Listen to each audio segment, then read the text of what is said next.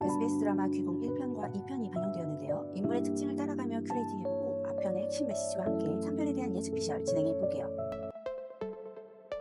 윤갑 역은 배우 육성재님이 맡았습니다. 극중 윤갑은 서울 출신의 검사관으로 악신 강철에게 빙의되는 인물이죠. 타고난 약골 체질에 몸쓰는 일은 제명이지만 호리호리한 키와 빼어난 얼굴을 지닌 아름다운 사내입니다. 그는 정통교육도 제대로 받지 못했지만 날카로운 통찰과 학문적 재능으로 왕의 총애를 받는 인물이죠. 특히 백성들의 고통을 짚어낸 상소문으로 왕의 개혁 정치에 불을 지핀 이가 바로 그였고, 원래 정적들의 표적이 된 윤갑은 두렵지만 스스로를 희생할 각오를 품고 있었습니다. 그는 열의를 다시 궁으로 불러들이며 이야기를 이어가지만 벌로 향하던 길에 기명 행사하고 그 몸이 악신 강철에게 빙의됩니다. 그의 신념과 신의 징호가 한 몸 안에서 충돌하게 되죠. 다음은 강철입니다. 강철이는 배우 김영광님이 육성재 배우와 함께 맡았습니다. 강철이는 용이 되지 못한 이무기로 인간에게 철저히 배신당한 존재로 그려지죠. 승천을 앞두고 한 인간 아이의 눈에 띄어 모든 것이 무너졌고 이후 100년 넘게 인간을 증오하며 재앙을 일으키는 존재가 되었습니다. 그러나 맑은 신기를 지닌 열의를 발견하면서 다시 용이 될 수 있는 길이 열립니다. 그녀를 통해 승천하려는 강철이지만 경비석 때문에 접근하지 못하고 결국 윤갑의 죽은 몸에 빙의하게 됩니다. 문제는 그 몸에서 빠져나올 수 없다는 것. 밥을 먹고 추위를 느끼고 인간의 감정을 겪는 것까지 모든 것이 그에겐 처음입니다. 왜냐하면 그는 인간이 아닌 악신이었기 때문이죠. 특히 열의를 향한 감정은 혼란을 넘어서 그를 무너뜨리기 시작하는데요. 감정 없는 존재였던 강철이 사람의 마음을 겪으며 점점 변화해 갑니다.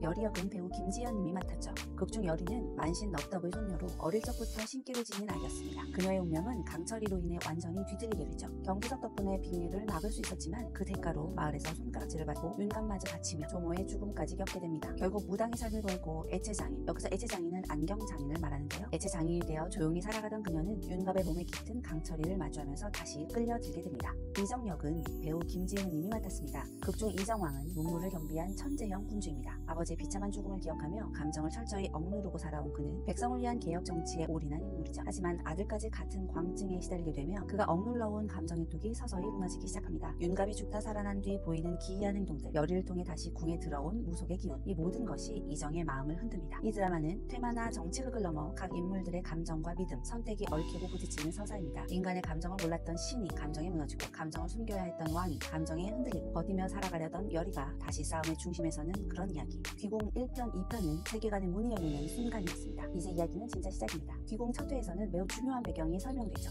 그날 하늘은 짙은 청색이었고 구름은 용의 등을 타고 오르던 중이었습니다. 천년을 기다린 이무기는 드디어 용이 되어 하늘로 승천하려는 찰나였죠. 그런데 숲속에서 눈망울을 반짝이던 어린아이가 그를 보아버렸습니다. 그 눈과 마주친 순간 승천의 기운은 무너지고 하늘을 향해 뻗어가던 몸은 검은 물결처럼 추락했습니다. 그렇게 천년의 고행은 단 한순간에 무너졌고 그 이무기는 다시 땅 위로 추락해 강철이라는 악신이 되었습니다. 그리고 그 순간부터 인간에게 분노와 저주를 품은 강철이는 기후를 관장하는 자신의 힘을 이용해 인간이 지은 농작물을 망치며 악행을 일삼게 됩니다. 어린 시절부터 신기를 타고난 열의와 그녀를 둘러싼 비극적 사건의 시작이 그려지기 시작합니다. 그녀의 조모 너덕이 경귀석을 건네며 악신 강철이로부터 보호하려 하지만 강철이의 저주로 인해 열의는 무당으로서의 삶을 포기하게 됩니다. 한편 서울 출신이지만 뛰어난 통찰력을 지닌 윤갑은 왕의 신뢰를 받는 검사관으로서 성장하지만 도성으로 열의와 함께 들어가던 길에 살해되고 그 몸을 강철이가 빙의하게 되죠. 1화에서 잠깐 피식하게 했던 장면이 있었죠. 외다리 귀신으로 나온 원한귀. 섬뜩하게 표현된 장면이었지만 열의를 느끼자 외다리로 깡총깡총 달아나던 모습은 사실 왠지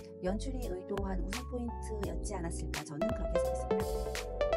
2화에서는 강철이가 윤갑의 몸에 완전히 들어서게 되며 인간의 감정에 혼란을 겪기 시작합니다. 열의는 그가 윤갑이 아님을 직감하지만 강철이의 존재와 과거를 알고 있는 이정왕조차도 속내를 숨긴 채 사태를 예의주시합니다. 그리고 점점 이 네 사람의 운명은 서로를 향해 천천히 끌려갑니다. 물론 2화에서도 웃음 포인트가 자주 등장하는데요. 그중 왠지 공감이 가는 대사가 있었죠. 인간의 오감, 윤갑의 몸에 빙의된 강철이의 감정이었습니다. 음식을 먹으면서 인간의 오감이란, 그 혓바닥이란 이 얼마나 황홀한가 등등 천년 동안 이 느낌을 모르고 살아온 강철이는 허겁지겁 음식을 먹으면서 그동안 이 감정을 몰랐다는 사실에 억울해하고 분해하는 그런 인간의 미식의 세계를 표현했는데요. 그래서 귀신은 뚱뚱한 귀신이 없었던 걸까요? 2화에서 마지막에 매우 의미심장한 스토리가 보여졌죠. 열의가 왕에게 느낀 악귀의 정신을 알고자 수살귀를 부르고 수살귀로부터 듣는 한마디였는데요. 나리를 찾는 열의에게 수살귀는 말하죠. 윤갑을 만나면 모두 죽는다. 이해할 수 없는 경고를 하고 사라지려다 한마디 더 합니다. 그것에게 입이 먹혔어 라고요. 여기서 그것은 악귀들도 벌벌 떤다는 팔척귀였습니다.